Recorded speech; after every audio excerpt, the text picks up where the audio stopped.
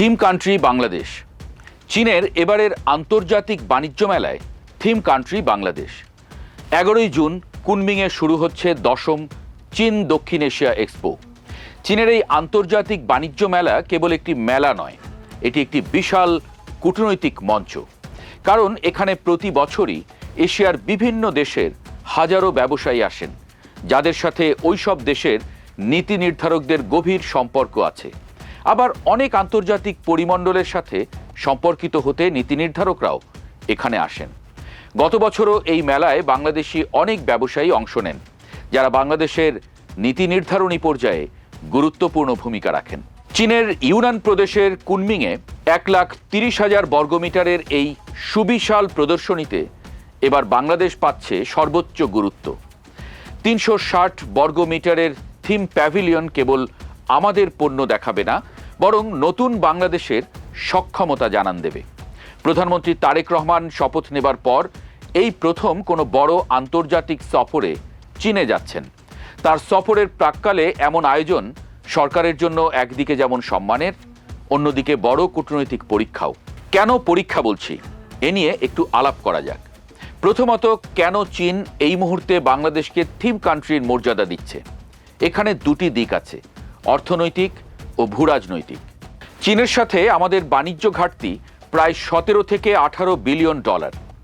এই ভারসাম্যহীনতা কমাতে এই এক্সপোতে ব্যবসায়ীদের সাথে ব্যবসায়ীদের সরাসরি B2B মিটিং হবে। অন্যদিকে চীন প্রধানমন্ত্রী তারেক রহমানকে বার্তা দিতে চায় যে তারা বাংলাদেশের নতুন রাজনৈতিক ব্যবস্থার সাথে দ্রুত খাপ খাইয়ে নিতে এবং দীর্ঘমেয়াদী বিনিয়োগ করতে প্রস্তুত। অন্যদিকে বাংলাদেশকেও প্রমাণ করতে হবে তারা পরিবর্তনশীল বিশ্ব রাজনীতির সাথে মিলিয়ে চীনের সাথে পা মিলিয়ে এগিয়ে যেতে চায়। প্রধানমন্ত্রী তারেক রহমানের চীন সফর নিয়ে চীনা রাষ্ট্রদূত ইয়াও ওয়েন বলেছেন, এই সফর দ্বিপাক্ষিক সম্পর্ককে নতুন উচ্চতায় নিয়ে যাবে। ব্যবসায়ীদের জন্য এখানে বিশেষ বার্তা আছে। প্রধানমন্ত্রীর সম্ভাব্য সফরের সময়ই হতে যাচ্ছে এই বাণিজ্য মেলা। এবারের এক্সপোতে 13টি বিশেষ প্যাভিলিয়ন রয়েছে, যার মধ্যে 5G প্রযুক্তি, বৈদ্যুতিক গাড়ি এবং গ্রিন এনার্জি অন্যতম। চীনা কোম্পানিগুলো ইতোমধ্যে বাংলাদেশের নতুন সরকারের আমলে $10 কোটি বিনিয়োগের ঘোষণা দিয়েছে। মোংলা পোর্টের আধুনিকায়ন এবং ঢাকা বিশ্ববিদ্যালয়ে আন্তর্জাতিক মানের হল নির্মাণের মতো প্রকল্পগুলো এখন আলোচনার টেবিলে। তবে সবচেয়ে বড় চমক হতে পারে তিস্তা মহাপরিকল্পনা। এটি সফল হলে বাংলাদেশের উত্তরবঙ্গের অর্থনীতি আমূল বদলে যাবে। প্রধানমন্ত্রীর এবারের সফরে যদি এ নিয়ে চীনের সাথে চুক্তি বা সমঝোতা হয়, তাহলে তা দুই দেশের অর্থনীতি শুধু নয়, পুরো ভূরাজনীতিই বদলে দেবে। কেন ভূরাজনীতির কথা বলছি? কারণ আমাদের প্রতিবেশী ভারত এই বিষয়টিকে ভালো চোখে দেখছে না। ভারতের পররাষ্ট্র সচিব বিক্রম মিস্ত্রি সম্প্রতি জানিয়েছেন যে তারা বাংলাদেশের সাথে থাকা প্রায় 40টি দ্বিপাক্ষিক মেকানিজম পুনরুজ্জীবিত করার চেষ্টা করছেন, যা অন্তর্বর্তী সরকারের সময় স্থবির ছিল। দিল্লি চায় না বাংলাদেশ পুরোপুরি চীনের বলয়ে চলে যাক। বিশেষ করে তিস্তা প্রকল্পে চীনের প্রবেশ ভারতকে চিন্তায় ফেলছে। কারণ শিলিগুড়ি করিডোর বা চিকেন স্নেকের কাছাকাছি চীনের কোনো প্রজেক্ট থাকা ভারতের জন্য কৌশলগত নিরাপত্তা ঝুঁকি।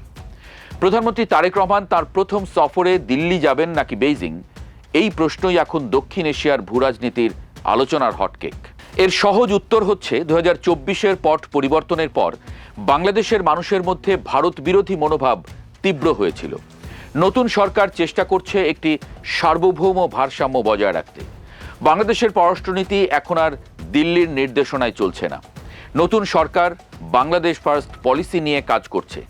চীনের সাথে কৌশলগত অংশীদারিত্ব মানে চীনের বলয়ে ঢুকে যাওয়া নয়, বরং অর্থনৈতিক প্রয়োজনে চীনের সাথে সম্পর্ককে ব্যবহার করা। এজন্যই অনেকে বলছেন 10ম দক্ষিণ এশিয়া এক্সপো এবং প্রধানমন্ত্রীর চীন সফর এবার গেম চেঞ্জার হতে পারে। যদি আমরা চীনের কাছ থেকে সস্তায় ঋণ এবং প্রযুক্তি নিতে পারি এবং ভারতের সাথে পানি বণ্টন নিয়ে সম্মানজনক চুক্তি করতে পারি, তবেই আমরা লাভবান হব।